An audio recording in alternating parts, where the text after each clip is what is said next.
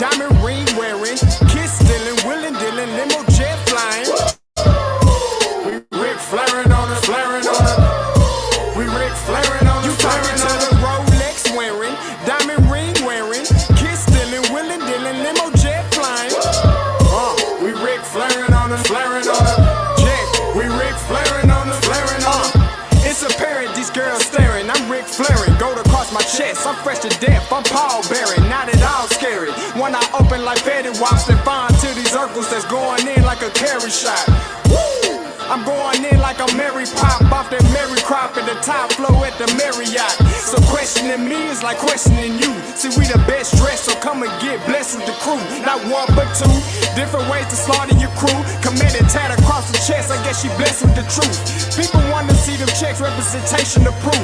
Living through my elders, trying to resonate to the youth. But ain't nothing to get my flash on. Longevity is heavily embedded in my melanin. Layman terms, I last long. My grind repetitive, I'm smoother than real silk. Lyrical cash cow, who can't cry over spilled milk. We in here. You're talking to the Rolex wearing, diamond ring wearing, kiss stealing, willing dealing, limo jet flying. We Rick flaring on us, flaring on us. We Rick flaring on us. You talking to the Rolex wearing, diamond ring wearing, kiss stealing, willing dealing, limo jet flying. We Rick flaring on us, flaring on us. We Rick flaring on us, flaring on us. This ain't no normal situation, this preparation with greatness. Industry full of fakeness, it's really up for the taking. See, life is what happened to you, more so how you take it. Don't get stripped of your knowledge and mentally leave you naked. I like to live otherwise. I'm sorry that I'm fresh to death. I put the polo and apologize. See, black son, we ain't nothing like them other guys. Quit to socialize, we organize, then we mobilize. Off the deep end like a scuba diver. And no confusion, just keep it pushing like Uber drivers. Woo! Business fresh just like a supervisor in a Gucci visor. Can't find a smoother rhymer. You're talking to the Rolex wearing, diamond ring wearing, kiss stealing, willing dealing, limo jet flying. We Rick flaring on us, flaring on us. We Rick flaring on us. You talking to the Rolex wearing, diamond ring wearing, kiss stealing, willing dealing, limo jet flying. We Rick flaring on us, flaring on us. We Rick flaring on us, flaring on us. Yeah, DQ baby. Shout out that boy Nigga for that fire track. Hey, Black Sun, sun up. What's up, Vinny Vegas? What in Vegas? Yeah. Shout out Pharaoh's Kids, D-Phase, yeah, Bubba C, yeah, Rick flaring on them, Rick flaring on them, Rick flaring on them, Rick flaring, sun up, baby. Hey, yo, Scotty, you going crazy for this one. We see what you're doing, we salute you. Hey, let's get it started. It's Backpack Capital One. What's in your wallet? Got a call from my man A. Scott. I said I got it. Love that you highlighting all of these black colleges. Try to pay me for doing this. Look, bruh, if you don't get off my line with that foolishness, voice of the swag, pull up where you at, no cap. If the Brody is speaking the soft facts, my advice, tune in to every show. Captain Petty, but we know that the sergeants with the smoke. Speculate, just tell me what is we doing. Get into it, okay, look, I'ma say this and keep it moving. My boy Scotty, man, he off of the leash. Black grad, paying college, I'm glad that he called me. Walk it, cause we all been taught that talk is cheap. Even primetime knows Scott for the HBCU streets.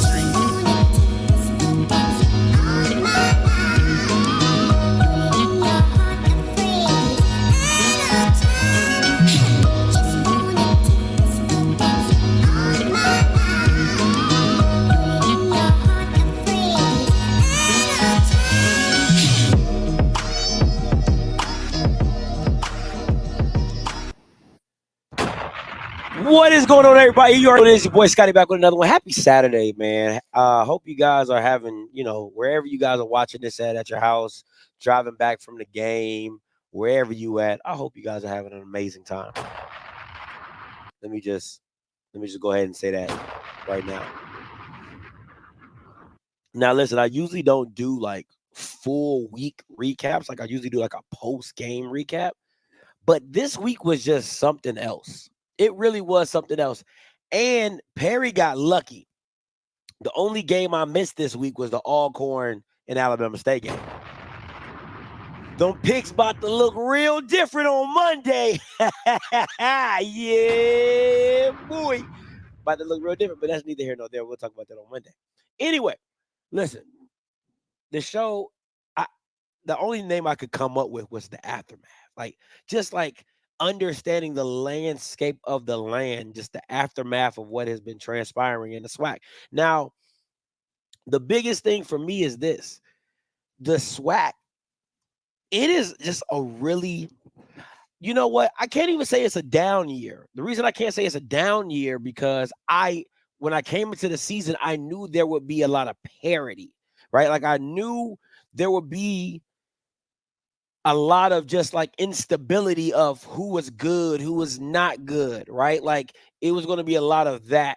And it really was going to come down to really FAMU and JSU on how the whole SWAC was going to come out. But honestly, if you look at the lay of the land, the SWAC is just bad. Like it's just bad. I like just you really get to visualize just how bad it's either the talent is bad or the coaching is bad. Like it could be both. It could be both. And then you have situations with Alabama State where, you know, I'm not a fan of Eddie Robinson per se, but what he's been able to do with all the hiccups along the way makes you sit back and say, that's really not that bad. You know what I'm saying? It's really not that bad. Like when you really sit back and take a pause, no matter how you might feel about them, when you look back and you just see it, you're just like, that's really not that bad, right? And for what for the circumstance that he's in, right? And then you just have other teams that are just bad, like just ass awful. Like I just don't, it just doesn't make, when you look at, like I said, when you look at the layout, like it just doesn't make sense on how bad some of these teams really are when you just in the grand scheme of things. So it's tough to watch. It really is. And I mean, literally the best game of the year was from the MEAC. The Norfolk State and Morgan State game was amazing. Like, even with the bad quarterback play that they have, the game was still good, right? Like it was ups and downs and turnovers and punt returns and blocked field goal. It was just all type of things it was stressful. That Morgan State, Norfolk State game was stressful. Okay. Like if you was a fan of either team, you were just like, oh my God, like, can we just get the win? Right. So it's a lot of that. So we're going to go into some stuff today. We're going to talk about some games today. The call lines are already open. 518-263-8124, 518-263-8124. But before I get into all that, two things I want to address. One, if you have not donated to the Offscript Anywhere Army, it is still going on. $300 to give $30. That's what we're looking for. That's what we're talking about. That's what we're doing. All right. I think we hit triple digits. I think we hit 100. All right. So I think we hit 100. So we still pushing it. We still going. 300 to give 30. All right. Once again, these are the ways you can give. Offscript TV or Offscript TV 2. You know what I'm saying? You can give by Venmo and Zelle. If you give by Venmo or Zelle, please make sure you text the number 214-396-0268. Make sure you send us your email that way. And if you send through Cash App, in the notes section, make sure you put your email out. We're still sending out emails, so be on the lookout for that email. We might have to resend some emails out because a lot of people are asking, can we do up to triple X's? So I'm going to have to make a new link. So if you get another email by me, just fill out the goddamn form. Okay, don't matter if you was a large. Just fill out the form again because people are asking, can we get 3Xs? All right, so we're going to add the 3X. It's about as big as we're going to go. We're going to add the 3X to it and then go for it on there, all right? So let's just mess with that, all right? And lastly, listen, I know a lot of you Bama's are talking about a lot of homecoming and stuff like that. Let me show you what a real Pack Your Stadium homecoming looks like.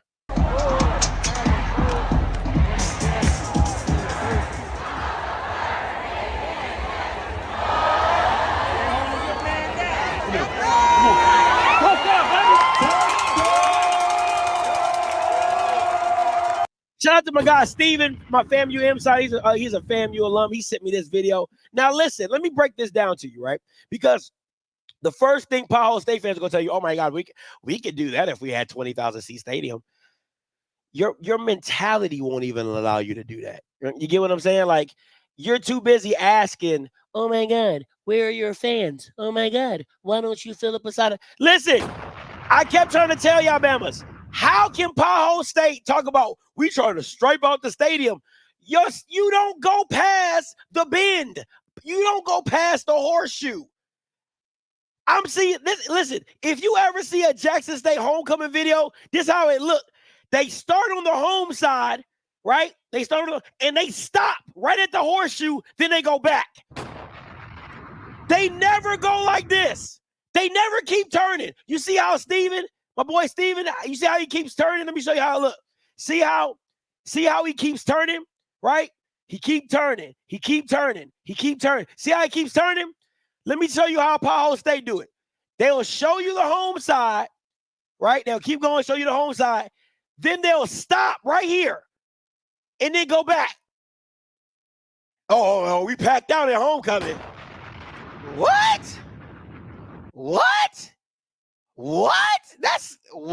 That's what we doing?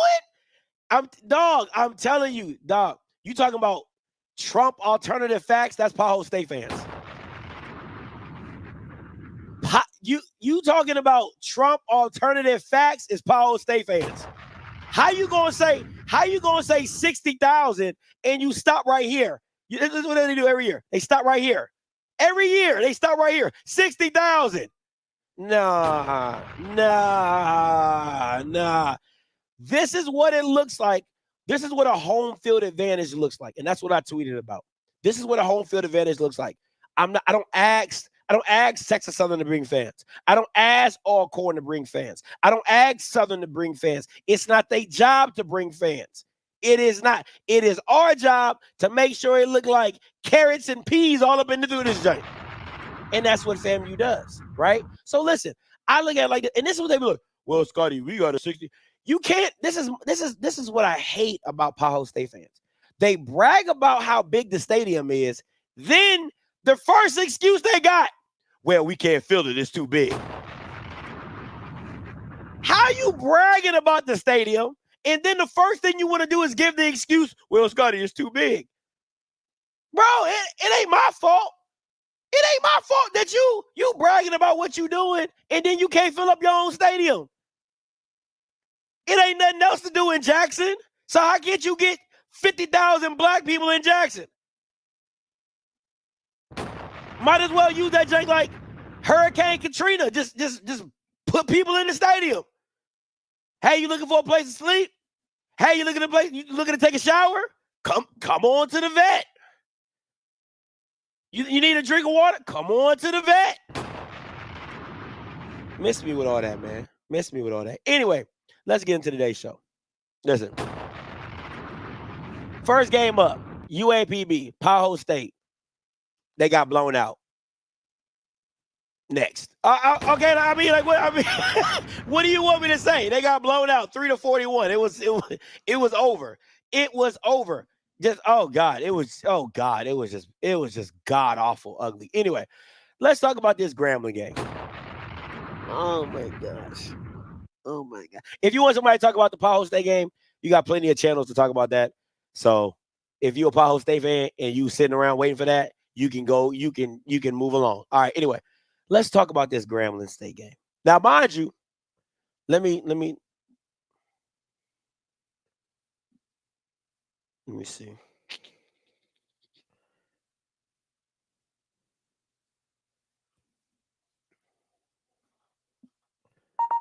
Let me show y'all something real quick.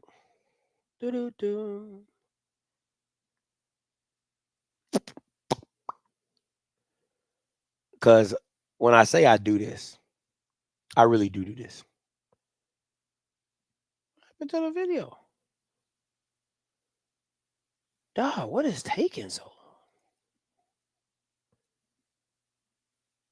My bad, guys.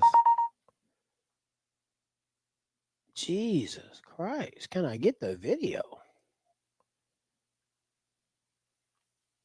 All right, let me see if it'll let me bring it over. Nope. All right, let me see if I. Sorry, guys. Yeah, here we go. All right. So, real quick, I'm gonna take Bethune over Grambling. I don't think they, without Miles Crawley, I don't think that team is as good as they think they are. I know they'll have a week to prepare with DJ, but I'm gonna go with Bethune. I think they found something with Luke in that. Now, I'm not gonna say I'm a genius or I'm that guy, but I am that guy. I'm that guy, right? Like y'all say whatever you want. I'm that guy. So watching the game, right? I thought it was about to get ugly. I ain't even gonna hold you. It was like 14-0 or 14. I was like, oh God, here we go. But right on time. Listen, there was a ram in the bush. It's called Eric Dooley. Eric Dooley has to be. He's the guy that, like, he's the guy, if you're doing a science project, he just puts too much ingredients into something and it blows up. Like, he's Dee in Dexter's Laboratory. Like, that's Eric Dooley. Eric Dooley, if you ever watched the cartoon show Dexter's Laboratory, he's Dee. Like, he gonna mess up everything. He gonna mess up everything. And the real thing is like, Bethune doesn't do anything great. Honestly, they really do not. Right? And it just didn't make sense to me. And I didn't really see Bethune make a lot of adjustments. They just got some stops. But it didn't make sense to me how you move the ball away from Javon Robinson. Like, Javon Robinson was the only reason you were really even in this game, if I'm being honest. He did a punt return for a touchdown. He broke a big old pass play that led to another touchdown that got you up 14-0. And it just, in the second half, they couldn't find any way to get this kid the ball. In my personal opinion, I believe it's Eric Dooley not drawing up anything specific enough for Javon Robinson to get the ball. Now, there's other wide receivers, and I get that. But when you're dealing with a limited quarterback, you have to make it easy for him to see what he needs to see and make the throws that's necessary. So you scheme it up. You know what I'm saying? You wide receiver screen it. You do all those different things, and that kind of transpires, right? The second half was just gruesome. It was just absolutely gruesome. Like, the offense got stagnant. They really couldn't move the ball. And Bethune was just getting big chunk plays, like big run by the freshman, big catch by D's. And, Cam isn't perfect, but what he's able to do is buy time with his feet and do things with his legs that just kind of help the offense. I mean, just the ingenuity or the playmaker ability of him just moving around the pocket and doing things like that. But Grambling is just a bad team, right? Like, what's so sad to see with Grambling, and the reason why I was so high on Grambling in the beginning was because of the talent. And Perry kept telling, and what's making me so frustrated is Perry was telling me from the beginning. He said, yeah, Scotty, that sounds good. You got Miles Crawley, you got Javon Robinson, you got Hargrove, you got Elder, you got number 88, you got number 13. But at the end of the day, the guy calling the plays is Eric damn Dooley. And it just doesn't work with him. It just does not work with him.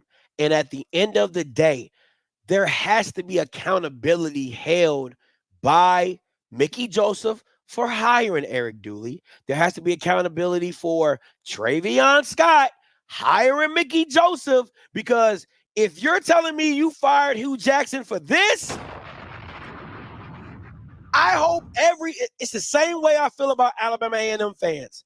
I hope Grambling fans are enjoying the train wreck that is in front of them, because you got rid of Hugh Jackson a year too early. And I'm telling you this, I'm not telling you something that I'm telling you, that program that offense was on the uphill. It was on the ascend. And now you're just in the basement.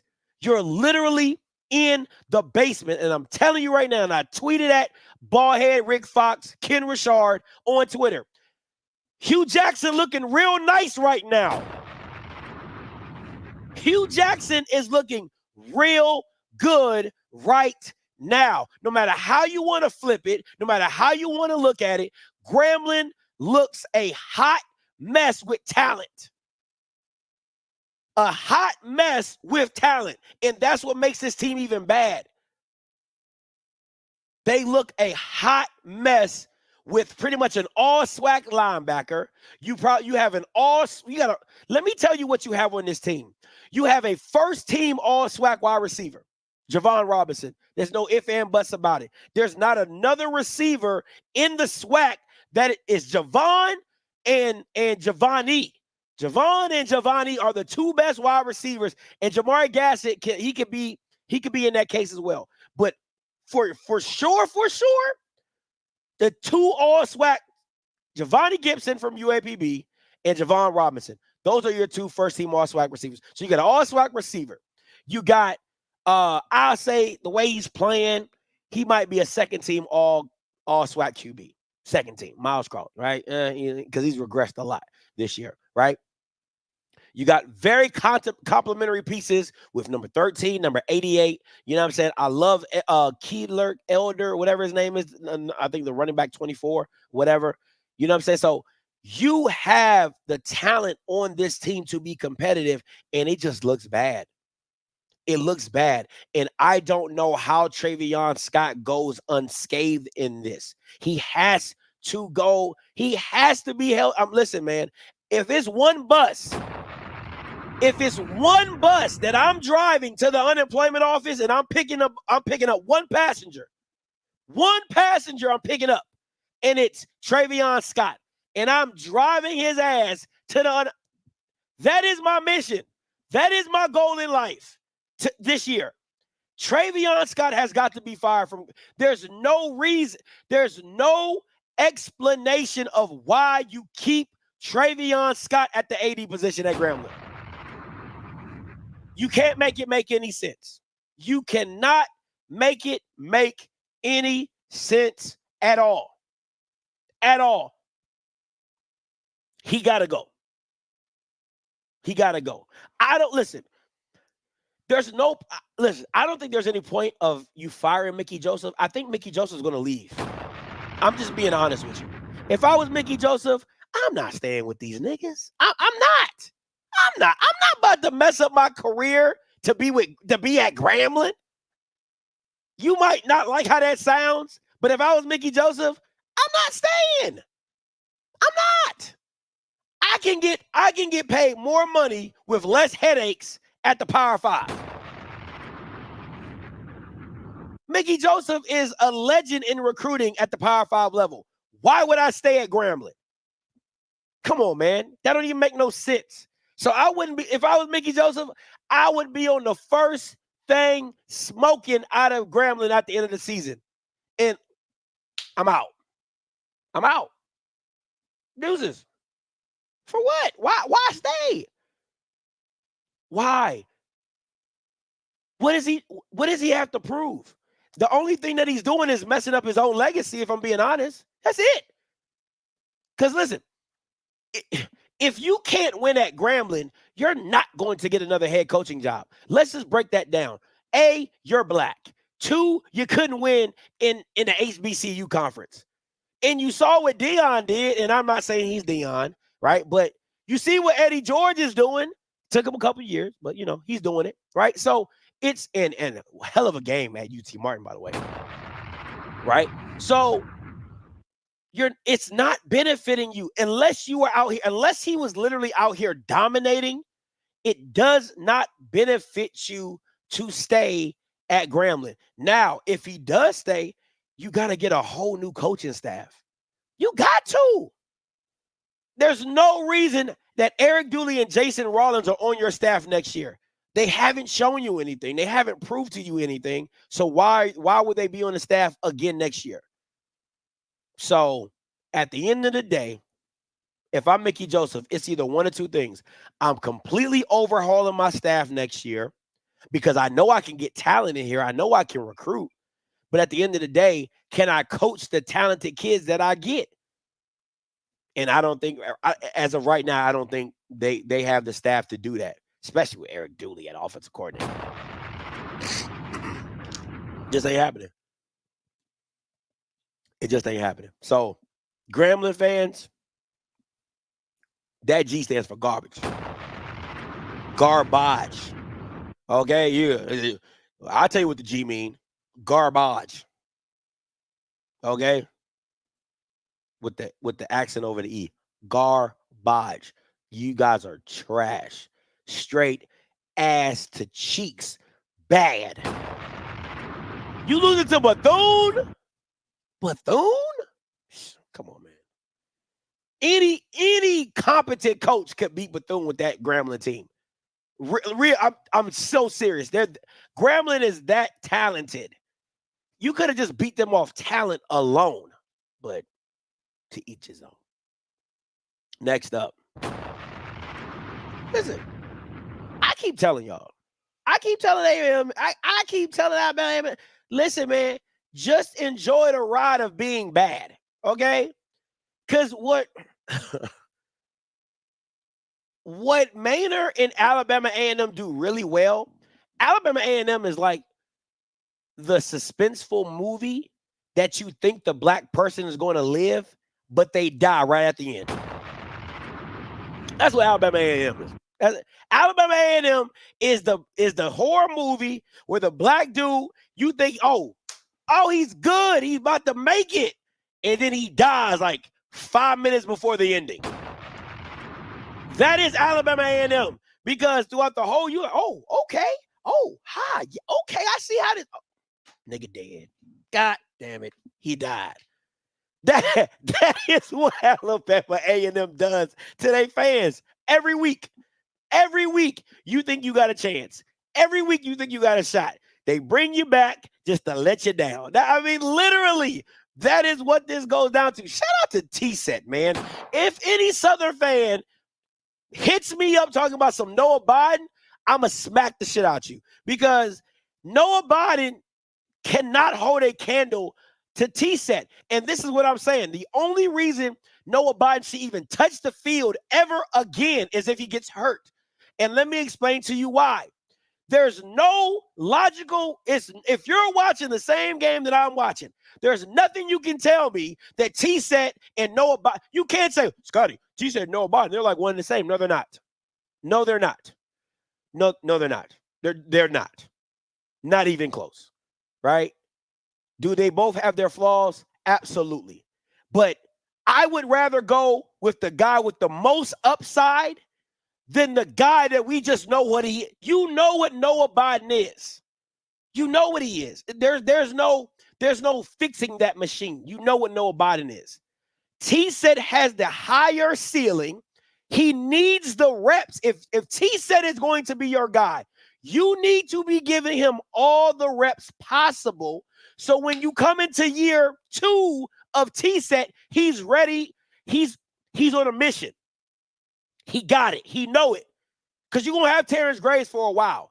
So why even play around with this thing? Like, I get T-Set was hurt, ankle injury. I understand that. I get that completely, right? But T-Set is the future. Give him the reps now. Let him see it. And you saw what he did against. Listen, that throw he did to Fuller, that was a freaking dot. Shout out to Fuller for the one-handed catch, because it's nothing without the catch. Shout out to my pass catchers, right? But the throw was an absolute dot. So you need him to get the reps. He's talented enough that the more he sees it, the better he's going to get. And I told Perry when I saw his tape, the kid got SWAC Player of the Year written all over him talent-wise. You just got to work through the kinks. You got to let him work. You got to let him work through the issues of what is going on and how you got to process it. You got to see it. You got to play it. He needs the reps. And a game like this only gives him more confidence to be better for you guys. So there should be no more Biden talk. And to me, if I'm being honest, even if T-Set would have lost the game, I would still be saying the same exact thing. There should be no more Biden talk. That is finito. That's finito. Okay? Let's not even, come on, man. Like, if you're watching, it's no way. And I get it. It's Alabama A&M. I get it. Okay? They couldn't stop a leaky faucet if they was a plumber. I get it. Okay, I'm not taking away Alabama A&M is bad defensively. I get it. But again, that doesn't stop that T-Set needs the reps. He needs the reps, right? To get better, to be better, so that in year 2, you got a more mature, polished T-Set who can run the offense, because he looked real good in that 2-minute drill. He looked real good in that no huddle situation. That might be something going into year 2 you might do more of. You see what I'm saying? So that's all I'm saying. I like T-Set. Now back to A&M. Listen, man. I don't know how else to describe A&M, but like Dr. Jekyll and Mr. Hyde. Like it gets really good, then it gets just really bad. And when you're 1 for 11 on third downs, you can't win no game. You can't win no game. 1 and 11 on third down? Man, miss me. So again, all I'm going to say is enjoy the ride of just being bad and just being ass. You see what I'm saying? Just enjoy the game of being bad and just ride off in such a. And let me say this. Listen, I wouldn't be mad to see T-Set in a championship game. I really feel. Listen, at the end of the day, first of all, who wouldn't want, if Tahoe State makes it, right, a boombox classic for a SWAC championship game? Who wouldn't want that, right? Just energy wise, it's gonna be packed out, whatever, whoop de whoop. It's better than when Dooley was coming back and everybody knew they was gonna lose anyway. But you know what I'm saying? T-Set needs those, T-Set needs those moments, right? The more he's in those moments, in my personal opinion, the more confidence he grows and becomes. Because I'm telling you, the one thing about winners and guys who have led teams to like big victories, like it's just in them. Like they're just gamers, right? Like that. I can't explain it. And anybody who's played football, they know what I'm talking about, right? Like you can't explain how plays just happen for them, or they just make the play that needs to be made. And I think T-Set just needs to be in the moment, win, lose, or draw. Okay, I'm not saying that he has to win. I'm not saying that I'm just saying for my opinion of Zay, he needs those moments. He needs that environment. You got to let him play his game to a certain extent to just, hey, go be you, go do you, feel comfortable. And I don't think Mark Fredericks understands T-Set's game right now. It doesn't look like it to a certain extent. But I'm not a Mark Fredericks. Listen, I see why PV don't. Listen, I see exactly why PV don't like Mark Fredericks. I'm so sick and tired of seeing inside zone. I swear to God, I'm like, damn, you can run something completely different. I'm just being honest. Like, there's something else in your playbook other than inside zone. Please tell me there's something else. Like, goddamn, can I get a speed option?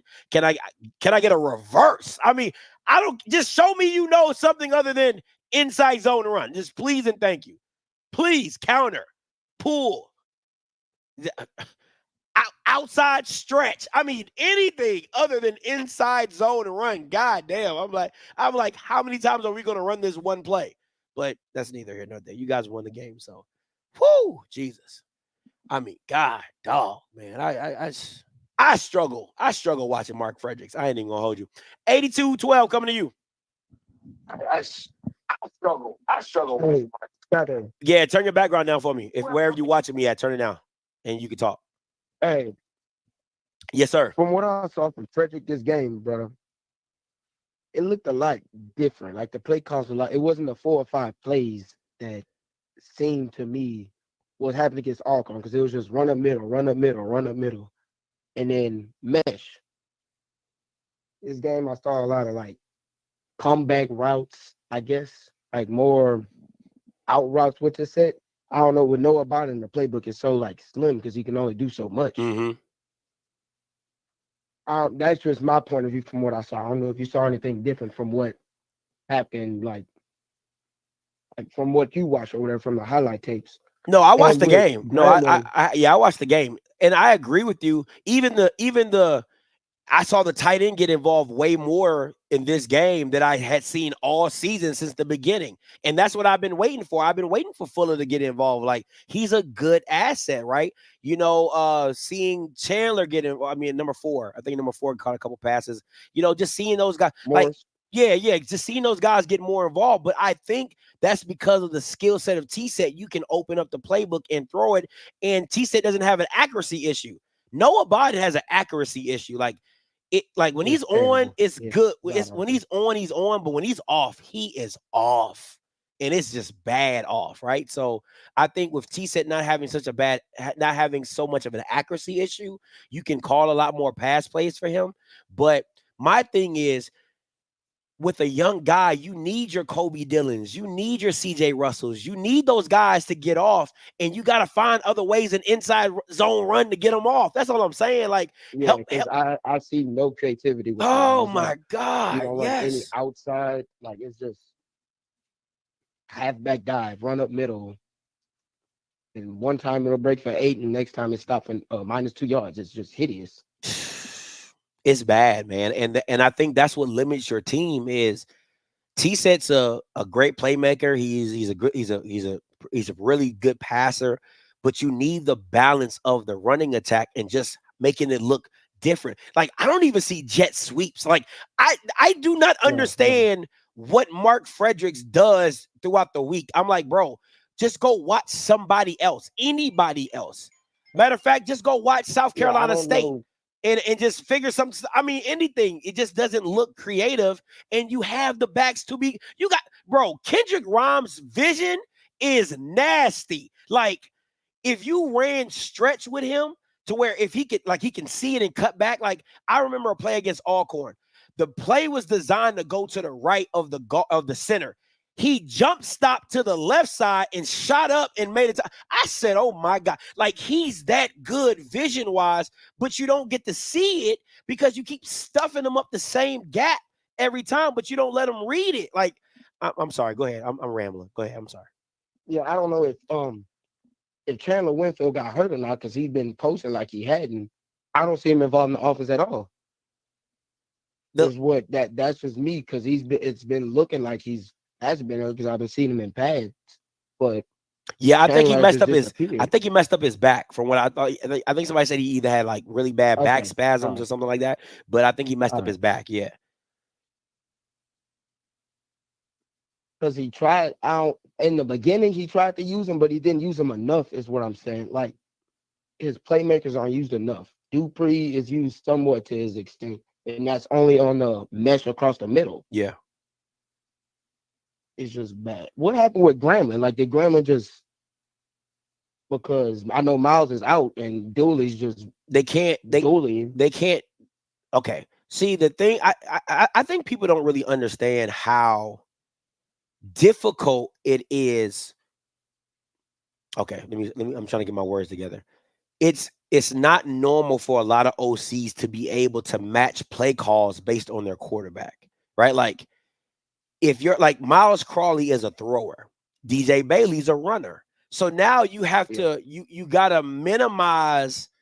You can't do deep comebacks and deep ends like you could with Miles because Miles got the arm strength, he got the talent, he can see it, he can throw it, right? Now with DJ Bailey, It has to be a lot of more drags, crossing routes, hitches. You know, like I keep Play trying to. actions, yeah. Yeah, you know what I'm saying? Like stuff that's easy for him to see and read it and throw it. That's why I keep telling people you don't understand what Willie Simmons was until you start looking at other play callers, and it doesn't look nowhere near, because I can tell you from Ryan Stanley to Rashawn McKay to Jeremy Musa, those are 3 different style quarterbacks who all got called different style games. Willie did not call the same plan that he did with Stanley with Rashawn with Musa. But I'm telling you, what I see from Dooley is Dooley's going to Dooley. Doesn't matter what you look like, no matter what you're able to do, Dooley is going to Dooley, and it limits your quarterback. That's why Harold Blood looks so bad at Southern, because you're asking him to do things that he can't do or that he's not comfortable doing, right? Like, it's those type of situations where you gotta make the game easy for your quarterback, especially a backup coming in trying to step into Miles Crawley's shoes. You got to make it easy and simple for him. Exactly what Alabama State is doing for Kareem Key. That's what Dooley needs to be doing for DJ Bailey. Alabama State's like, listen, we're going to run this ball, and Kareem, when we need you to make a throw, it ain't going to be nothing crazy. It's going to be a hitch. It's going to be a comeback. It's going to be a 5-yard in or 5-yard out, something where you can see it, read it, process it, and throw it, right? It's not the same for DJ Bailey. They're not making it easy for him like that. So that's why you get the holding of the ball, the running around, the incompletes. It just looks bad. And I don't know who's the OC at A&M, Bama A&M. Yeah. It was one thing that I did like. It was a change of formation sometimes, like a little bit of spice, but it wasn't to fit the quarterback. Yeah. That's just what I saw. The quarterback's strength was when he got out the pocket, it was dangerous. Something looked like it was going to happen. Like he can look like he can break a sack, break a tackle, and hit a man inside the flash that the linebacker's not covering, or hit a man maybe like 5 yards downfield. But it was a lot more of an out receiver on a go, the inside man maybe on a post or something. It just didn't look right to me. I like it was changed the formations, but the routes didn't look. It just wasn't right. Yeah, I didn't get to watch all that game. I kind of got to skip around, so I got to go. I mean, I watched it. I watched the second half. I caught a couple plays in the first half because I was skipping around between Grambling and Alcorn and stuff like that. But man, I appreciate the call though, Brody. So let me say this before I move on, right?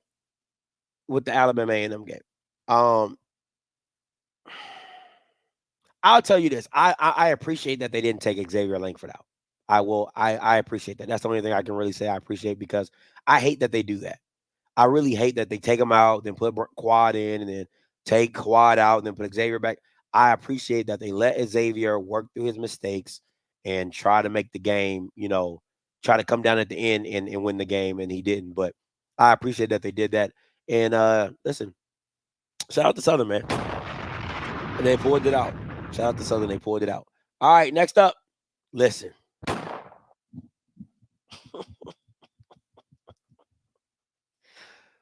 Whoo. There's so much.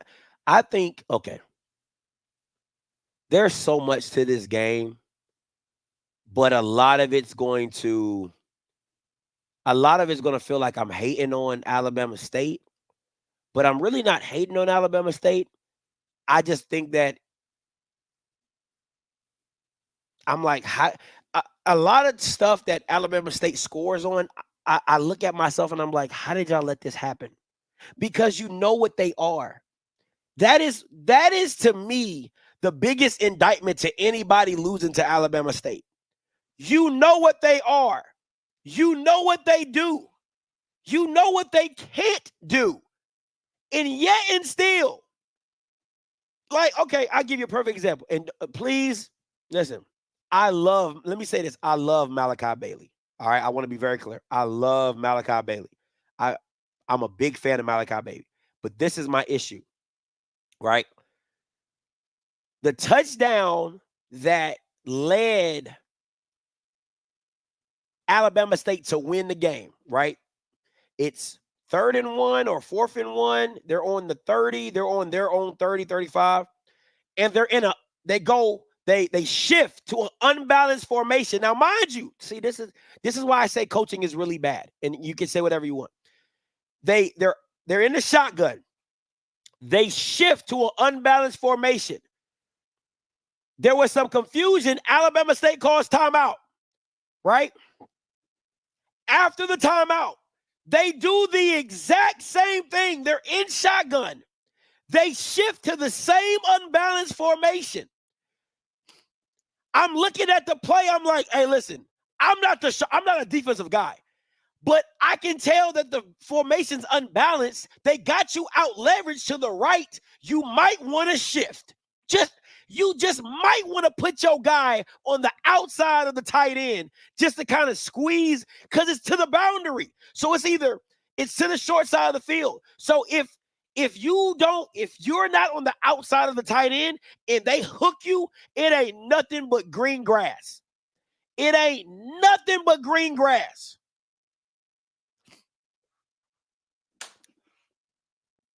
Touchdown. Literally. Outside zone, let's just say a stretch. Stretch right. They hit the hole. They seal it. They seal the hook. Down the sideline. Touchdown, right? Now, you're like, Scotty, what do you mean by Malachi Bailey? Okay. When the game was closing in, right, probably like a minute and 50 seconds left or whatever, Alabama State does the same thing. But this time, Alcorn shifts, and Malachi Bailey comes rushing through. Bong, hits the dude. And he like, yeah, this my shit. I'm like, that should have been your shit a quarter ago.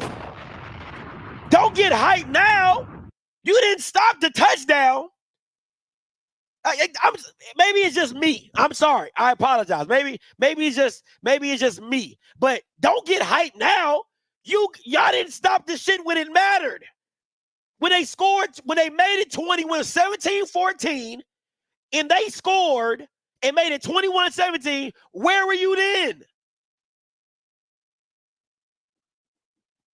Maybe that's just me. But in totality of the game, first of all, let me just say this. I thought it was really dumb for Coach Cedric Thornton, Gales, whoever, to take Xavier Vaughn out. It was dumb. It was dumb. It was bad. Listen, you can say whatever you want about Xavier Vaughn. He's the most explosive. He's one of the most explosive things you have on your team. You can't take him out. You can't against Alabama State's defense. I'm sorry. Listen, I like Trey Lawrence, right? I call him Pretty Eyes, right? I like that kid. I think he's okay, right? I like him. But no Diddy. But to me, I just don't think he's ready for that game. Like, I know you can be like, Scotty was a true freshman against Jackson State. You guys had some dogs at wide receiver.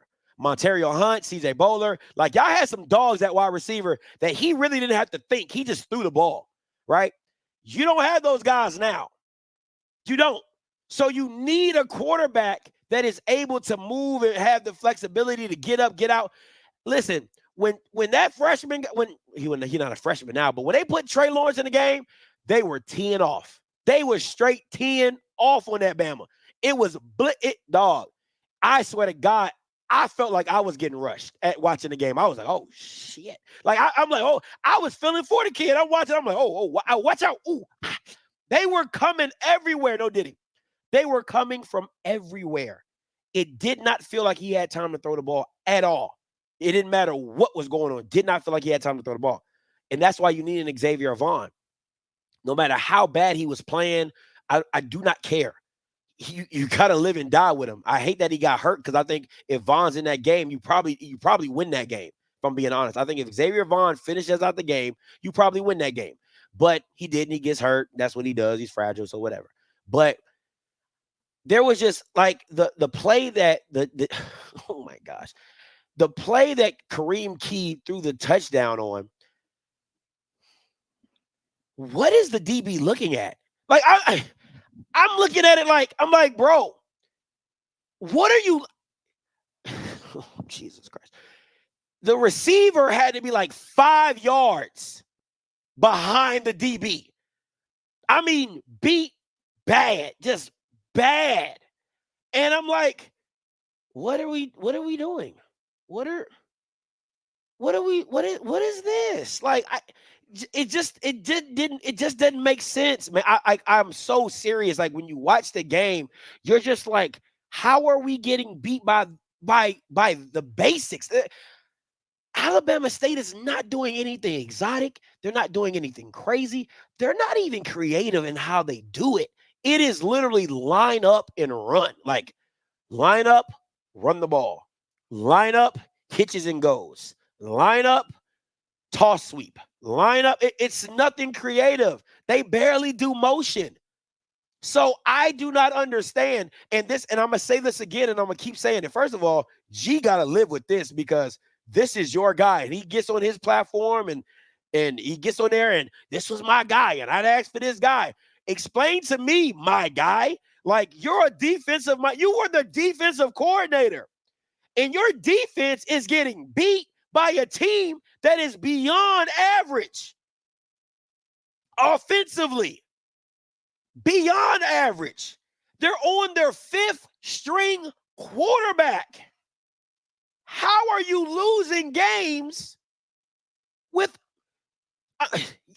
listen, I gave you Southern. I gave y'all Southern. I was like, you know what? That was a letdown game. Because Alcorn good for a letdown game. Let's just be very clear. They're good for a letdown game. They've been doing that since I've been covering the space. They're going to let you down on the game. I get that. So I gave you Southern. This one is no pass. You get no pass on that, because now it makes me seem like this is a pattern and a habit, because you literally got beat by Southern, who ran inside zone run. That's how they beat you. Straight up. No ifs and buts about it. Wasn't nothing creative. Wasn't nothing exotic. They literally handed the ball off to Kendrick Grimes and Kobe Dillon inside zone run, and they beat you handedly. You come into this game, and literally they beat you on 2 big plays. And if it wasn't for the turf monster by AJ Harrell would have had a punt return for a touchdown. So the game, if we're being honest, the game should have been 28-17. If we keep it in a buck, should have been 28-17. If it wasn't for the turf monster clipping him up, that's a touchdown. You guys look bad. You look bad. There's no getting around it. You look bad. You don't look like horrible. But for the talent that you have and for the players that you had coming back, there's no reason why. Listen, Alcorn should be winning games 10-18, 10-20. Like, nobody should be scoring over 2 touchdowns against Alcorn. Because this is why I say that. It's because of all the defensive players that you got coming back. You got the same fucking defensive coordinator. He's just your head coach now. And you look bad. You look bad. There's no getting around it. You do. And then offensively, if I'm being honest, I don't think what's the kid name? Griffin? Like, you're not using him very effectively. He should be used more. I like you barely are creative with Sewell and how you use him. And I texted G earlier and I asked him what happened to Macon. He said he got a groin injury. Literally, that's your most explosive player. So if he's not doing I don't know who's doing punt return for y'all. He need to sit his ass down. That boy looked like he running in mud. He's slow. You telling me you can't find nobody else to do punt return? Because that Bama's slow. Looked like a 1967 Chevy trying to start up. Like, like he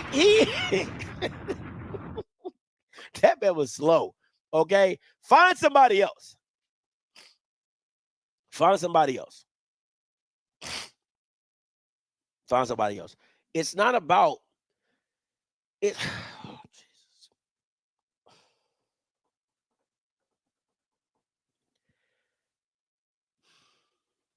This is the part. This is the part about. This is why I say I know he didn't watch the game. You couldn't tell me he watched the game. You can't tell me Rocky watched the game because at the end of the day, you got to know that Alabama State is not the team that's going to put up over 300 yards of passing or offense. They're just not. That's not their style. So the total yards that you see is not indicative of how Alabama State scores. They're not that type of team where they're going to have 300 yards of total offense. Like, yeah, like they're a one-dimensional team, and FAMU was bad at running the ball, so that's how they got 200 yards rushing. But that's not their cup of tea. Their cup of tea is keeping the game close, and we're gonna pull it out at the end. Keeping the game close, and that's just how they play their game, right? And the plays that they did score were all chunk plays. They were all chunk plays. All of them. The touchdown, the pass over the top, the run to the stretch run, just big plays that you should have, like the pass play. Okay, I don't know what happened on that, maybe miscommunication, but the run play, that's inexcusable. That run play, if you see, if you know what I'm talking about, for them to get the leading touchdown, that was unexcusable. Because if I'm sitting at home like this, watching the game, and I'm like, oh yeah, they about to run to the right because they got you out leveraged. I'm not getting paid to be a defensive coordinator. I'm not getting paid to see that. And they showed it to you twice. They showed it to you twice, and you can't stop it. Man. Dog. They showed it to you twice, and you couldn't stop it. No. No, there's no excuse for that. There's no excuse for that. I'm sorry. There's just no getting around it. It's no getting around it. It's facts. There's no getting around it. And again, I keep saying this. If you're a defensive head coach, if you're an offensive head coach, that can't be your issue. You can't make it make sense to me. So defensively, if you're the guy and you were the defensive coordinator last year, I'm sorry. Like, listen, man. All I would ask G is what does this need to look like going forward? Because right now, it doesn't look good. That's all I'm gonna say. That's really my only question right now, right? Is what does it look like going forward? Because right now it just doesn't look good. Now, I'll say this. For Alcorn fans, they played a Soul Bowl and they beat Jackson. All is well.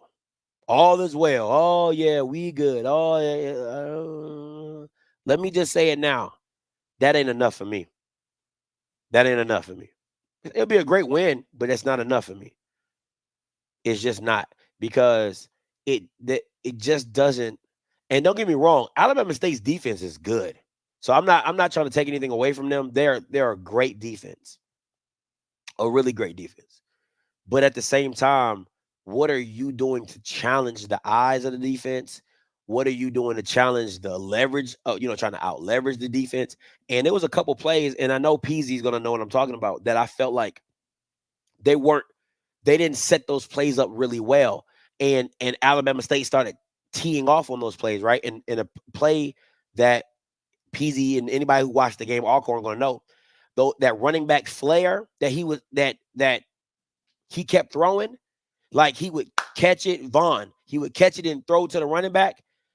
Like that worked like 2 or 3 times early in the game. But then Alabama State started playing zone. So then they would just sit back and wait till you threw it, and then they would come up. So at no point in time was there a situation to where you pump the flare, and then throw it over the top, right? Just to keep them accountable. You get what I'm saying? Or pump the flare, you know what I'm saying? Maybe throw a curl route on it, you know what I'm saying? Because you hit the whole shot in between the safety and the DB, because the DBs, they pretty much, I don't want to say they was playing cover 2. It felt like it was cover 2 because of how close, how quickly Burgess and them boys collapsed on the flare route, right? So it just, I didn't see that. I didn't see the creativity of, okay, you got me on this one, I'm gonna get you back on the other one, right? Because they tried to do it, and if you watch the game, they tried to do it when they do those stack formations, right? The two receiver twin stack formations, and he pumped the smoke, and they tried to throw it over the top, but Alabama State was ready for it. Well, of course they're ready for it. You barely ran the route, you barely ran that formation all day. I think you probably ran it twice. Right? You didn't even run the triple stack that they usually do. They didn't even run that. They usually run that triple stack formation, like 3 receivers in a row, and then the 2 receivers go block and they throw. They ain't even run that, not once. So and that's their wheelhouse. Like they love that play. Never ran it, not one time.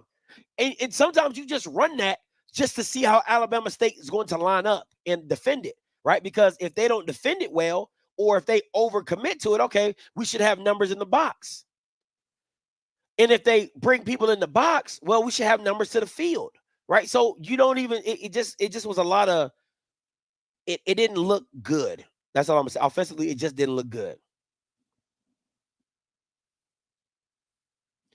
One of those picks, the wide receiver was wide open and Trey threw it straight to the safety. Listen, he got hit on. He got hit though. I do remember him getting hit on that pick. It was smack dab in his chest too. So it just wasn't really good, man. It just all together, it just wasn't a good showing. And again, to me, it goes back to the coaching is just really not there. And I just hate to blame it on the coaching, because I mean, there's a lot that goes into a football play with execution, blocking right. I get all that. I get all of that. But I think the coaching in the SWAC has to be looked at very carefully and very closely on just how rudimentary it is. And just like what you just shake your head. It's too much shake your head, right? It's just too much shaking your head. Like, what is that? Why did they do that? Who would do that? Peasy, let me say this too. I agree. Let me say this too, Peasy. Why the fuck would you do a pooch kick and put the ball at the 50? You just scored.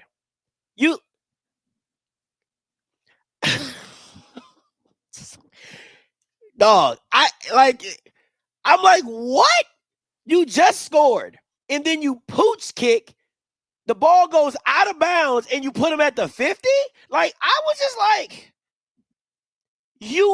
Alabama State is inept at moving the ball. Why would you intentionally give them the ball at the 50? That is bad coaching. I want Alabama State to go 80 yards every goddamn time they touch the ball. Show me you can go 80 yards and score. Show me you can go 60 yards and get in field goal range. Because the field goal kicker wasn't nothing. He missed the first field goal. So I'll take my chances with him.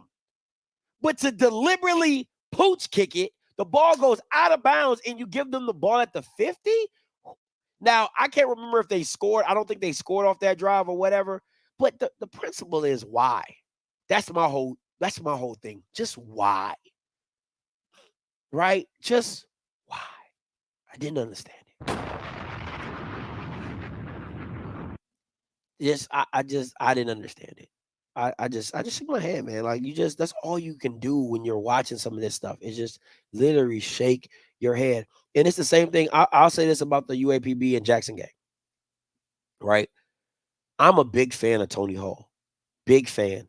And listen, I understand why Tony Hall kept doing a lot of rollouts, because you didn't want Makai to sit in that pocket, because the offensive line is just bad at UAPB. It just is, right?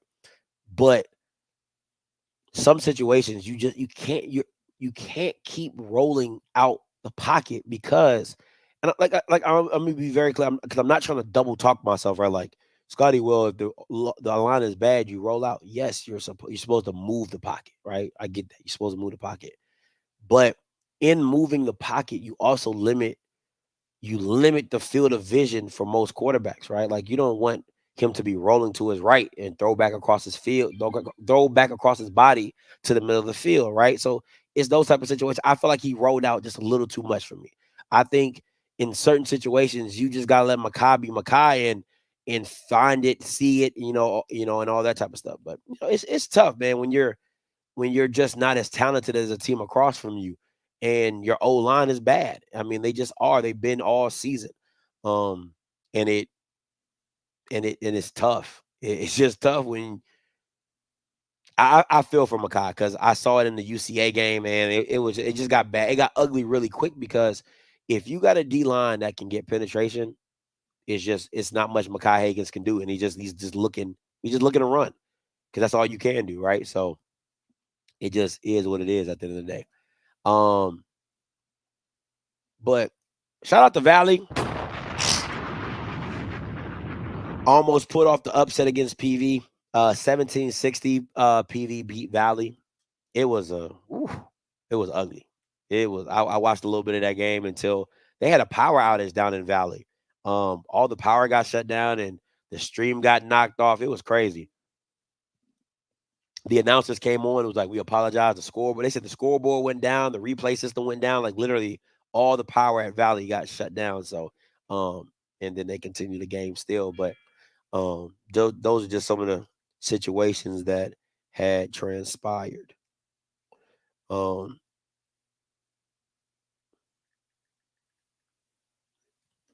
And it just is what it is, man. Listen, Listen, at the end of the day, Higgins is that guy at quarterback. It's just hard to see. It's just hard to see when your O line's bad. I mean, what are you supposed to do? It's only like I said. What are you supposed to do with that? At the end of the day, you can't do much with that, and that's what it comes down to because you need protection. I mean, that's the whole point. You build your trenches, right? So the quarterback can have the time, the receivers can have it.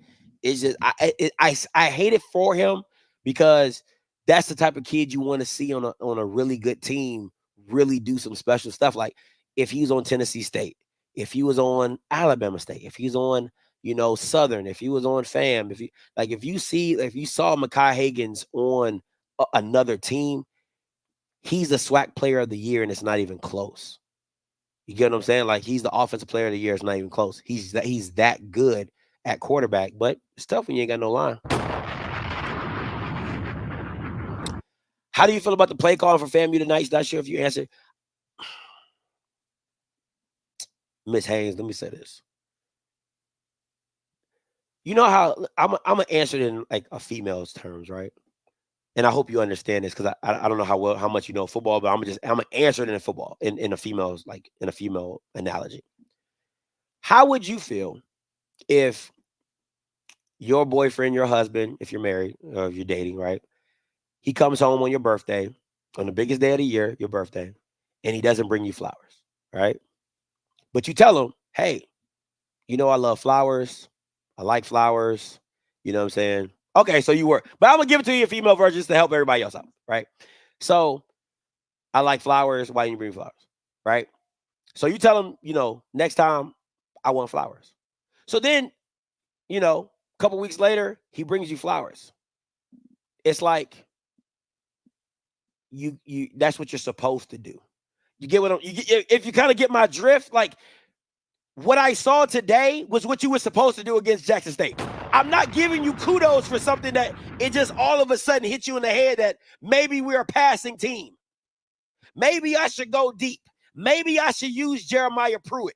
Maybe you get what I'm saying? Like I'm not giving you no kudos for something you knew you were that before the situation. Because no woman is going to be like, every woman is going to be like, I like flowers. So when you bring flowers, you're like, the only reason you brought me flowers is because I told you that I like flowers. I want you to want to give me flowers. I want you to know that I like flowers. Like, I want Joseph Henry, he's getting paid to know that his team is a pass first team. He is paid to know that. He is paid to see.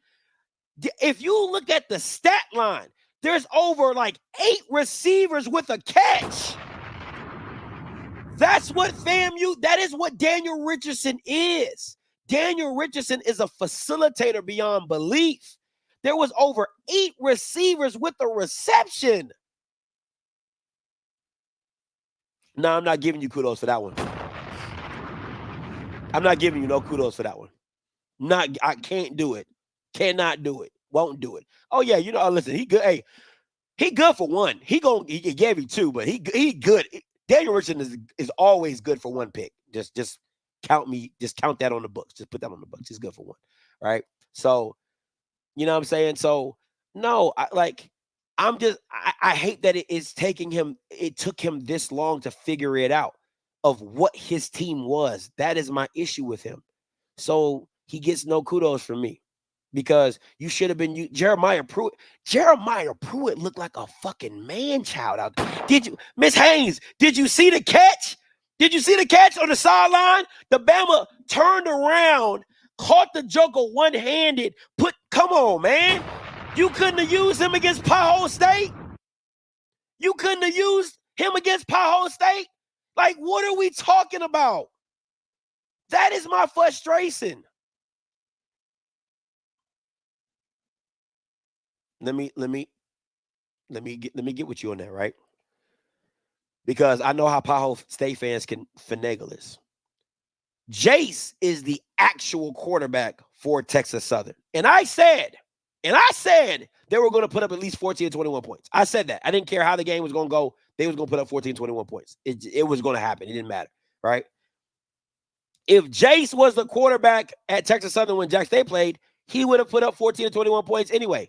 That's just what it was. That's just what Jace is. He's going to be able to score. He's not all world.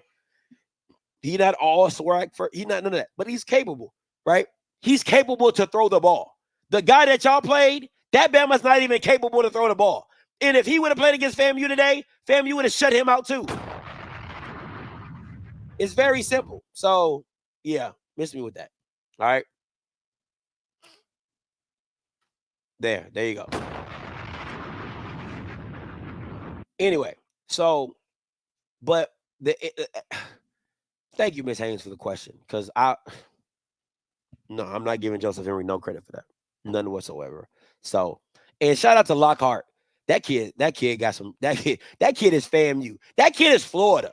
Like, that's what I saw from Lockhart. Now Miss Haynes got me going. What I saw from Lockhart is what I expect to see from a Florida team.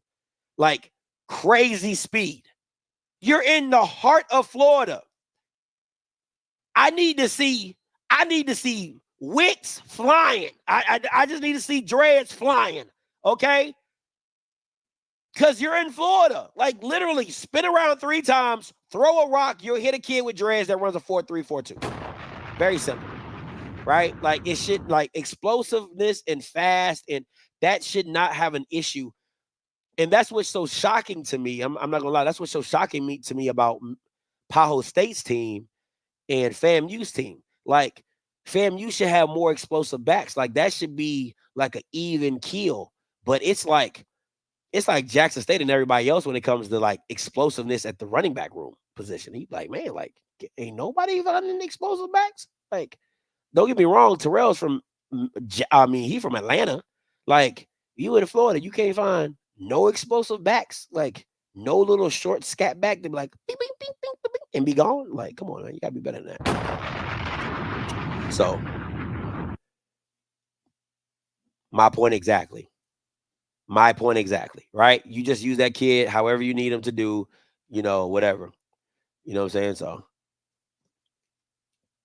it is what it is. So, I overall, man, and stop lining Dean and go up the middle. He's better. Just one-on-one with Kelvin.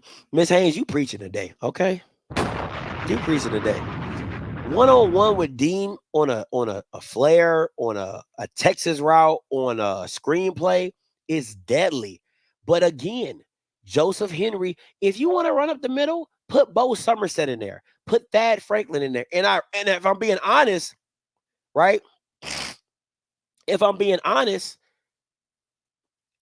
you should, if you want to get freaky with it, right? Have both of the backs in the backfield, right? Have like a dual back system, because what you don't want to do is you don't want to give away what you're doing based off the backs that you have in the game, right? Like, if I got Kelvin Dean, they know I'm throwing it. If I got Bo Somerset, they know I'm running it. Well, just have both of them in the backfield, right? Because Kelvin Dean can play wide receiver. So you can motion him out to the slot and he can play wide receiver. You get what I'm saying? So that's how you got to make it look different. So you don't want people to get your tendencies of like, oh, yeah, when Kelvin Dean's in, they're not trying to run it up the middle. You know what I'm saying? Or when Bo Somerset's in there, they might try to run, like that type of situation. But congratulations, Joe Henry. You got your head out your ass. Like, I mean, that's about it. Blow the candle out. You got your head out your ass. All right. But 30 minutes is going to be my birthday. All right, listen, man, I appreciate you guys for rocking with me, man. Tomorrow is my birthday. Listen, I want to say this.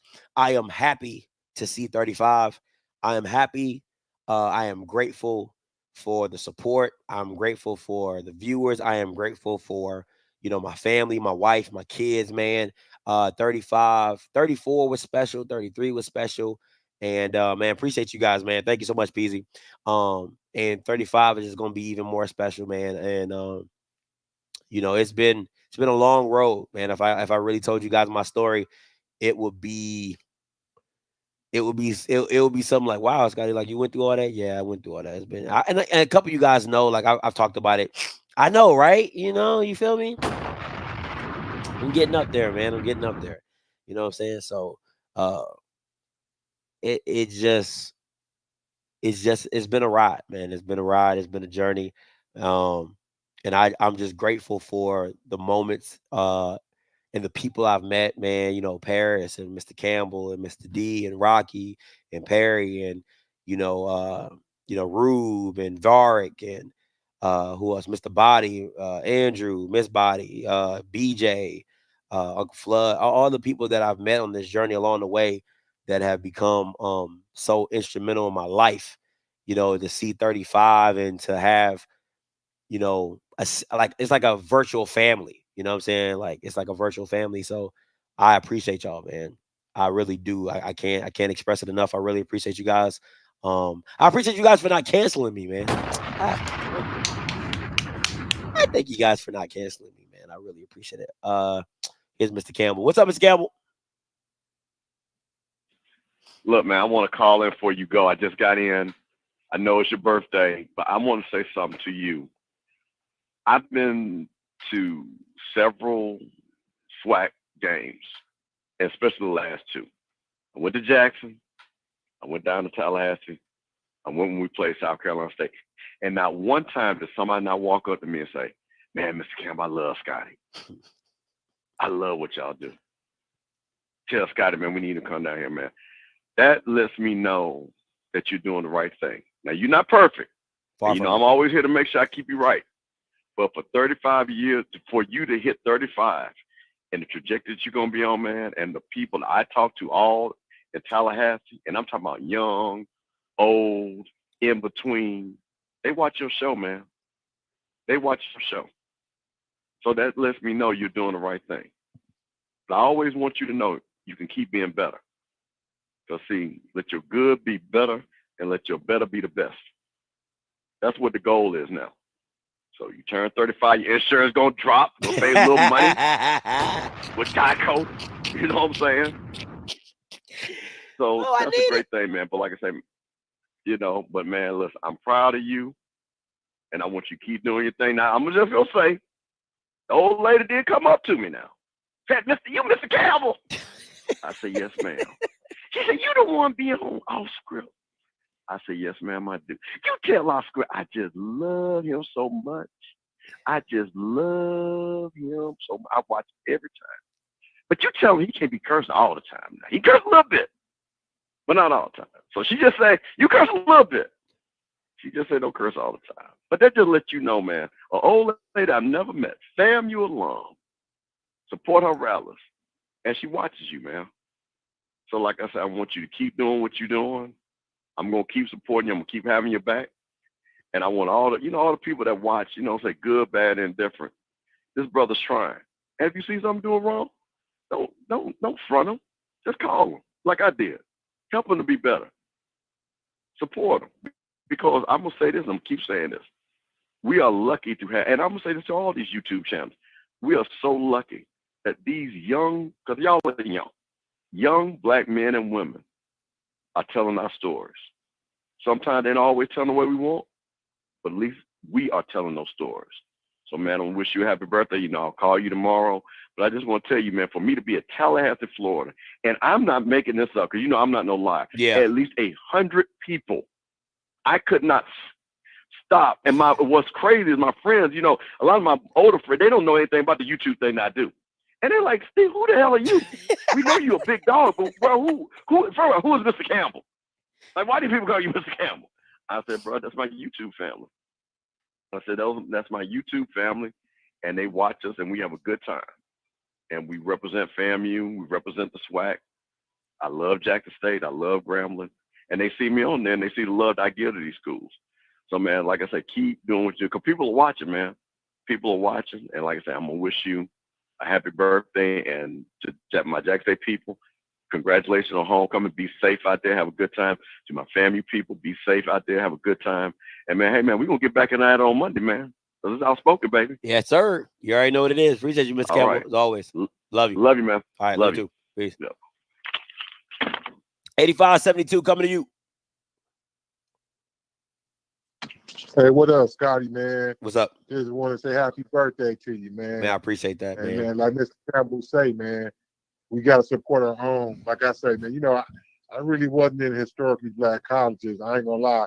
I came when Dion came, but I decided to stay. I'm a Midwest guy. So, I know a lot of Big Ten football. So, but I got to tell you, man, I love the content. Like I said, I'm going to support you. And as you know, man, if you want to know who I am, man, I'm Al Holler. So if you ever see that email, that's me. Yes, sir. Al Holler. So you be cool, man. Be blessed. Man, thank you so much, man. I appreciate it. Thank you so much. And I appreciate y'all, man. Y'all ain't got to call old, man. Yeah, I appreciate y'all, though. I appreciate y'all. Wait, coming to you. What up, Scotty? Happy birthday, man. Man, thank you so much, Wake. I appreciate you, man. Man, I'm going to tell you something. So I know you got the passion. I know you've been putting in the work. But in this media game and the culture that you've embraced, slamming, raising it up, is one thing that people don't know. They don't think about. It takes courage to do this. It takes strength to do this. You've been through it. You've seen you get the waves. When you take on the culture, the community, it takes culture and strength. I appreciate you for that. Somebody around your age, I'm going to tell you, your age, I'm the flip side of that. Flip that number, that's the age I'm that's the age I'm When you in this field, this will make you old. Dealing with folks. Courage and strength, man. Keep it up. Man, appreciate people you. People who are listening, keep them up. Support them. Courage and strength. Happy birthday, brother. Appreciate you, Wake, man. Appreciate you so much, man. Thank you for the call. Man, I appreciate y'all, man. 8258 coming to you. Hey, Scott, it's Marquise. What's up, Marquise? What's going on with you, man? How you been? Hey, I wish you have happy belated birthday, man. I ain't know your birthday was on November, man. Yeah, my birthday's tomorrow, so it's not belated. It's tomorrow. Yeah, my birthday is November 3rd. We're happy with later birthday, man. I've been walking with you ever since the first time. Yeah. That I had called about that Grambling Southern game. Yeah, man. I remember. I definitely remember you. Yeah, man. you 35. You feel me 35? 35, man. I know I look young, man. I appreciate that, man. You know, they say I look Man, about 27, 28. You know, I'm like, I appreciate that. man, I'm just 28. I'm 28 too. You know what I'm saying? I remember those days when I was 28. Yeah, I'm 20. My birthday May 17th. What's that? What's that? Was it a Taurus? I don't know. I don't know what you guys are. Nobody cares about y'all. Maybe if you're not a Scorpio, it don't matter. It's Scorpio I'm a season. Taurus. Is it you a what? Yeah, I'm a Taurus. You a what? A Taurus? A Taurus? I don't know what a Taurus is. Taurus. It's a Taurus. It's a Taurus. Yeah. ain't no Taurus. You sound like you say you a tie. It's a Taurus. Taurus. Oh, Taurus. I just want to wish you happy belated birthday, man. Man, appreciate you, Marquise, man. Appreciate the call, bro. I was gonna be. Shout out there, man. That boy said, I'm a Taurus. I was like, what's a Taurus? You mean you a Taurus? Oh my God. Boy, I need to stop. Man, listen, I appreciate. Hey, shout out to Old Green for becoming a member, man. Appreciate you guys. Listen, man, like I said, I ain't gonna make this emotional or nothing like that. My wife baked me a cake. So and I'm not really a birthday guy per se. Like I don't really. I know it sounds bad. It's just another day for me, if I'm being honest. And the crazy thing, on my birthday, I got to take my son to a soccer game. You know what I'm saying? At 9 a.m. It's my birthday. But when you're a parent, it don't stop. It don't stop, man. So it's fun, man. Listen again. Thank you, Miss Reese. I appreciate y'all. And I appreciate you. What's up? Oh, this D Allen from Ohio. What's up, D? Scotty, can you hear me, brother? Yes, sir. Happy birthday, fam. I had to call in one time for your birthday, man. Yeah, appreciate but you. Hey, man, I'm in tears. Did this Bama say tyrant? Hey, man. He said tyrant. I said, what is that? Hey, you try not to laugh, man. But hey, salute to fam. But that was funny, man. I had to call in on that one, man. And I think Mr. Ford, not Mr. Ford, Mr. Campbell, summed it up beautifully, man. You go get hate, you go get darts, and I'm sure you know that, and you expect that when you in this space. You know what I mean? Yeah. I went to college for sports broadcasting and journalism, and this is what I love. And I didn't do that for a profession. I work with youth in the inner city, which is my new passion I love. I worked in corporate America for 20 years, and I changed and pivoted and started doing this.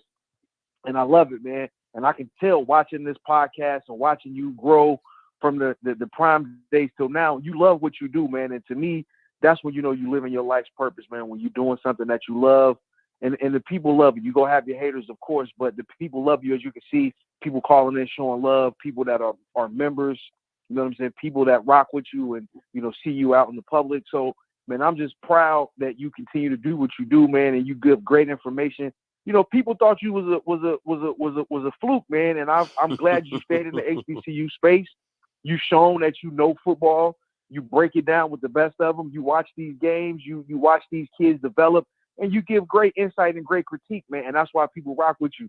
Even though the JSU fans like to give you a hard time, but every superhero needs a villain, and every villain needs a superhero. So I think you and JSU fans make each other, great as you can be, because you guys always have that banter. I'm JSU, but I don't take it personal like the mass meeting people do. I think it's fun and I laugh when you get up under their skin all the time. Like, I'm like, y'all do know this man be messing with y'all a lot of times, and y'all still take it so personal. But that's what makes it great, man.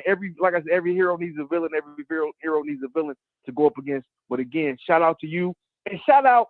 I had a saying, man, when I work with the youth and I teach about relationships. Yeah. I always say, I don't say behind. I say beside every great man is a greater woman. And shout out to Key, man.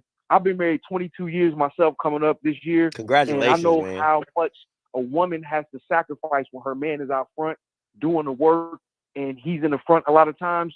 That woman works just as hard, if not harder, behind the scenes with the kids, keeping the household together. So I never want to omit our sisters and the queens that's in the background doing a lot of the hard work when we may be in the out front. So salute to your queen, man, holding it down, man. Man, and listen. Again, I'm gonna keep messing with you. We definitely got to get up on some of this high school football Last night was round 1 in Ohio, and there was a couple big upsets. So we definitely go link outside of YouTube and link up in real Hey, life. say Man, less. for real. Yeah, say less, man. I appreciate you, man. And thank you for keep rocking with me, D. I always appreciate the calls, man. You always play devil's advocate, and I love it. Yep, you already know. Be easy, fam. All right, man. You too, man. Listen, and listen, he's absolutely right, man. Shout out to Mr. Franco. My wife and I always enjoy your content, man. I appreciate it. Listen, shout out to D, man. He's absolutely right, man. I couldn't do none of this without my wife. And listen, Key, I keep telling y'all, Key's the only reason why I'm on YouTube. You know what I'm saying? Like, that's just what it is, man. Like, he's the only reason why I'm on YouTube. Key was like, I never forget when I lost my job, and I told her, we was, oh my gosh, man, I was in a 2-bedroom apartment, and I had a roommate, and I came home, and I was like, Key, I left my job, and she was like, God told me to tell you to do YouTube, and I've been doing it ever since. Man. So shout out to my wife, my significant other. Man, listen, I love Key to death. That's my world. So yeah, man. So that's why y'all see me on here as much as y'all do, because Key pushes me to be on here. You know what I'm saying? So I always appreciate that by Key, and I love her to death. And listen, she be, I be trying to tell y'all, like, for real, like, I know we just talking, and I apologize. I know y'all probably got stuff to do. It's Sunday. Y'all probably got to go to church. So if y'all got to get off, I completely understand. But like, what I try to tell y'all is, like, there's certain things that I can do and say on here that I'm good. But then there's certain things I can't do or say, and I'm telling you, as soon as I walk out the door, Key be giving me like the evil eye. And I know it's coming. Like, it's just like she about to just be like, now you weren't supposed to. Now you know what I'm saying? Like, and I'll be like, dang, yeah, my fault, my bad, So it trust me. Okay, like, trust me. So just know it is what it is. It goes down. But outside of that, man, it'd be chill. You know what I'm saying? Yeah, outside of that, it'd be chill. But no, man, it's been a true blessing, and I agree with Diallo, man. Like, to be able to give you guys content, to be able to come on here every day, because this is my job. You know what I'm saying? God has blessed me. God has given me the opportunity for this to be my job, and it just doesn't bless you all. It blesses me because I can be a more active father, in my kid's life. You know what I'm saying? So, my son, he be like, Dad, you don't go to work like everybody. I'm like, yeah, I do. You see me at work, you hear me yelling. You know what I'm saying? So it's cool to be able to do this and to have the time and the freedom to do the things that I do. And I'm just blessed and grateful. And I'll never take that for granted.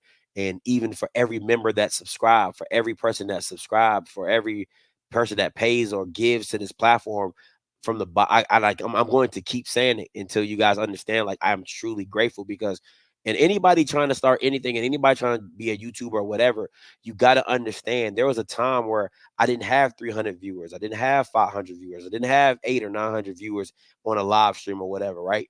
You have to love what you do so much that if there's only 30 people listening to you, got to be like, man, wow, 30 people who don't know me want to listen to me. Right? Like, when I come on here and I get 200 or 190 or 250 or whatever, sometimes it can feel discouraging, because I'm like, come on, man. Like, I know but at the end of the day, when you look at it and you put everything in perspective, you have to say, man, thank you, God, like, that 240 people who do not know me, who, who don't know me, they're willing to listen to me and listen to what I'm able to bring to them and enjoy my content, laugh, hate, whatever, call in, whatever that might be. That's what I'm able to give and bring to the space. And I appreciate that. And listen, I'm going to have my Kanye West moments, right? Because I just got to let people know who started this thing. You know what I'm saying? Like, you can say whatever you want. And, I might, listen, it's my birthday. I'll Kanye if I want to, right? You can say a lot of people, right? And listen, I'm not taking away from none of the old heads that have been in this space and who have carried the torch, through the Facebook pages and the SWAC pages and the online pages and all. I get all that. But since this Dion era started, all right, you know what it is. We ain't gonna have What's understood don't got to be said. Since the Deion era started in the HBC, you got before Deion and then after Deion. Before Deion, that ain't my place. That ain't my place. That ain't my. But after Deion, ain't nobody doing it different. Ain't nobody doing it like me. Ain't nobody doing it like me. And let's just keep it a whole buck. A lot of people started doing what I'm doing. You see a lot of people with the t-shirts in the background. Who had t-shirts in the background first? See a lot of people with call-in lines. Who had call-in lines first? See a lot of people with pregame shows, watch shows, post-game shows. Who started that? I just want to be very clear. I listen. Sometimes, you know, what Kendrick say? Sometimes you gotta pop out and show niggas. Okay, sometimes you just certified boogeyman. I'm the one that up the skull with him. Like, come on, man. Like, I just, you know what I'm saying? So I just got a little moment. Just got a little moment for myself. Let me just Kanye for. That's it. That's my little 2 cents, man. But at the end of the day, man, I love you guys, man. I hope you guys are having a great weekend. Once again, another week of a Jackson State win. Another week of me praying for a Jackson State loss. That just is what it is. And I mean that. I don't care what Diallo says you. I hope you guys lose every freaking game. And if I'm being honest, what will really up my fancy is if you guys made it to the SWAC championship and failed. Now that, woo, that's the best birthday gift ever. If you guys run the table, make it to the SWAC championship, and lose, oh, come on, man. You can't ask for a better birthday gift than that. I'm gonna get praying on that right now. When I light my candles, and I go, and Key gonna ask me, my son gonna ask me, Dad, what you wish for? Y'all should already know.